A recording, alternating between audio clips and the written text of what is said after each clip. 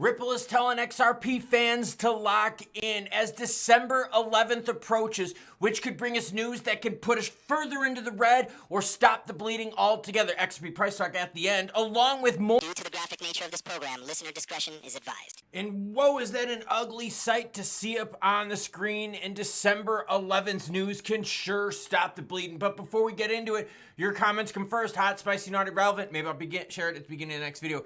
By the way, today's videos, they're not fun. It is not fun when we have to do red price action stuff, but let's just get through it. Put a smile on our faces, right? Take a ladder or two, we'll be good. Gavin Johnson starts off and says, thanks, Klaus. Needed cheering up after yesterday's debacle. Well, we got even more coming.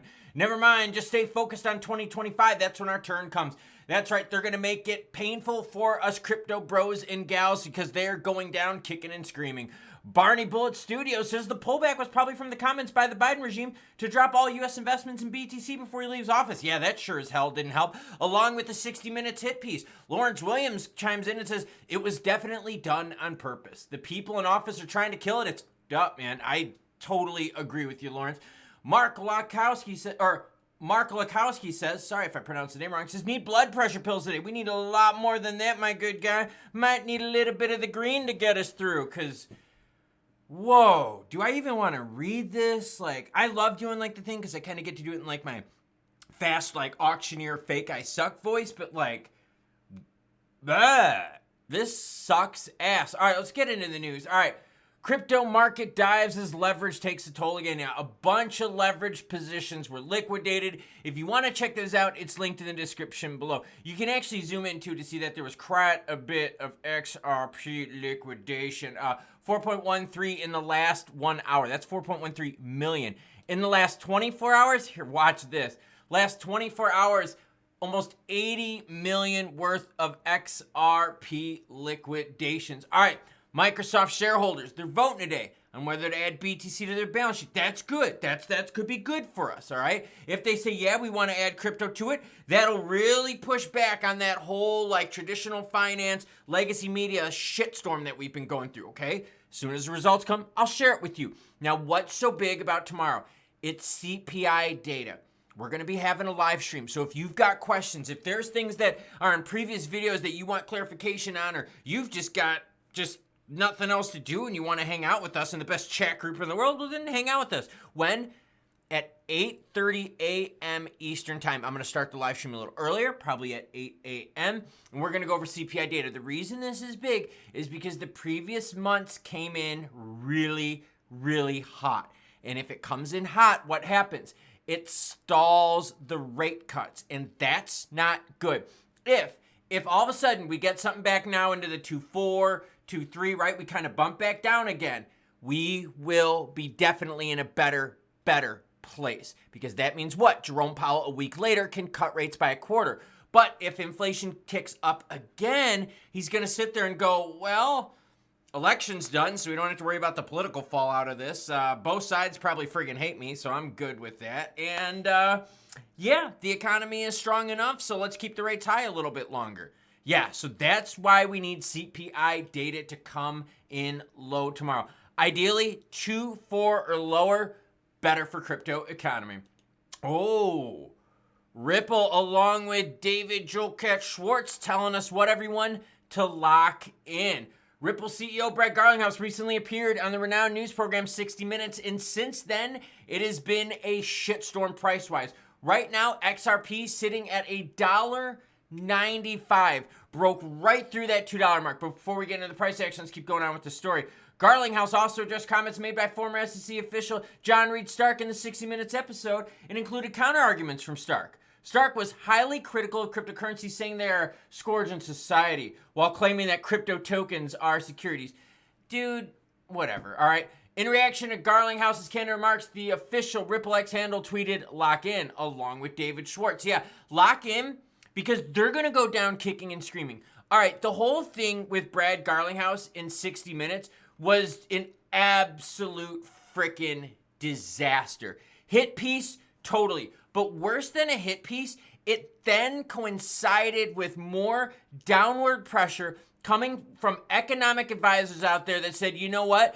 Biden should dump BTC, burn the whole thing down so that Trump cannot start off with a big BTC strategic reserve. Right now, the United States government has over 18 billion in BTC. That'd be a good start for Trump, right? So Ripple posts, lock in. By the way, you want to read this and all the other information in this video and the other ones, it's all linked, everyone, in the description below.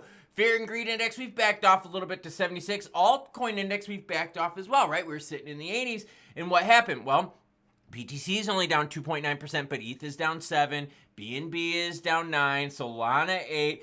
XRP down 18% last 24 hours. Now the volume, absolutely bonkers, up 80% to 24 billion. So I always say this, right? Because remember, my job is to bring you the news whether it's good or bad, happy or sad. So let me ask you a question. Who is making money on this? The exchanges. Think about that, right? On all this volume, it's the exchanges. The exchanges don't give a shit if something is green or red. All they care if it's hot, naughty, spicy, and relevant. Well, maybe they don't care if it's naughty. I care if it's naughty because I like freaky naughty stuff. But maybe they don't. Maybe the exchanges are a little bit more prude than I am. Maybe a lot more prude. Either way, all right, exchanges are making a killing on this action. Zooming out to the 1 year, yeah, we're still healthy on this move, but we sure as hell don't like this move right now, blasting through $2. And let's do this. Let's take a look at these candlesticks and see exactly what this latest move has looked like. We're going to go to the 15 minutes, and you're going to see we had some scary ones happen earlier where we broke us, yes, everyone, right to that $2 mark, and then it was, hold my beer, girlfriend, you don't have enough support at $2 right now. So volume is up, but the support is being tested time and time and time again. Getting us back up to that 270, 280 mark.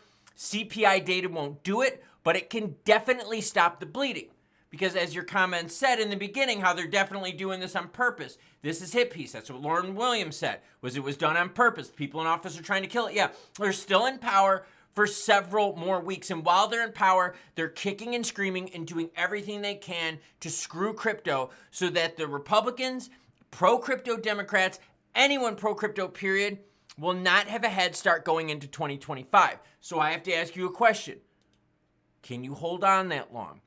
You've already held on for a really, really long time. And I'm not trying to tell you what to do with your money, but in terms of the people you want actually gaining control, gaining power, that's January 20th. So until then, you have to ask yourselves, are you going to lock in or are you going to bail? There's no right, there's no wrong answer because we're all in different spots and points in our life financially, right? Some people need the money. Some people are afraid of getting liquidated. Some people maybe aren't in the leverage, and this is all house money for them. That's why I bring you news, whether it's good or bad, happy or sad, so that you can make the best call. But right now, we're still healthy with the move in XRP overall, but definitely not what we want to see, as breaking through $2 is a big psychological barrier that we were hoping to hold. CPI data, you are our big hope on December 11th. Please come in 2.4 or lower. Holy crap, if we get a 2.1, a 2.0 or less than that, that'll definitely undo some of the pain that we've been dealing with now. So here's the thing, the anti-crypto bros and gals, yes, the anti-crypto, we're the pro-crypto, but the anti-crypto bros and gals are still in control until the 20th of January. And they can do a lot of damage between now and then. It all seemed to be timed perfectly. The 60-minute piece started the whole price action on the way down. Then all of a sudden you got the economic advisors telling Biden to dump BTC and to burn Trump and the BTC reserve. And it all is just cascaded from that. Now, granted, I'm going to say that there was a lot of leverage being used and there was a lot of greed going on. So a lot of us here aren't surprised about the pullback. But we are surprised that the pullback is this much, right? We had a lot of support around 250 for a while, and then it kind of pushed it down into the 230, 240 range. And then it was, yo, girlfriend, it is off. We are breaking up. End of story.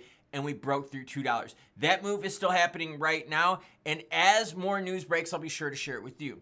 So hit the subscribe button, notification bell so you don't miss out. And remember, 8:30 a.m. Eastern time, December 11th is what, everyone? CPI data. Live stream starts at 8. You got questions, comments, concerns? Hey, you want to say, Klaus, you suck? Hey, you want to say, Klaus, you're awesome? Welcome to do so. All points of view are welcome. Choo-choo, bitches.